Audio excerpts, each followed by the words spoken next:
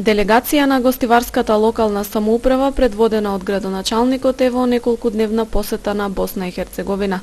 Во рамки на престојот потпишан е договор за збратимување на општина Гостивар со општина Стариград Сараево.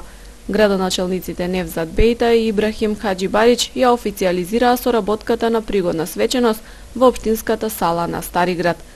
Збратимувањето доаѓа на иницијатива на иселеници од Гостивар кои живеат и работат во Сараевската општина.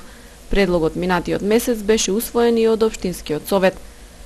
Во изјавата пренесена од службата за информирање стои дека Бејта потенцира на важноста на договорот со оглед на тоа што дошол како резултат на барање на граѓаните по потекло од Гостивар.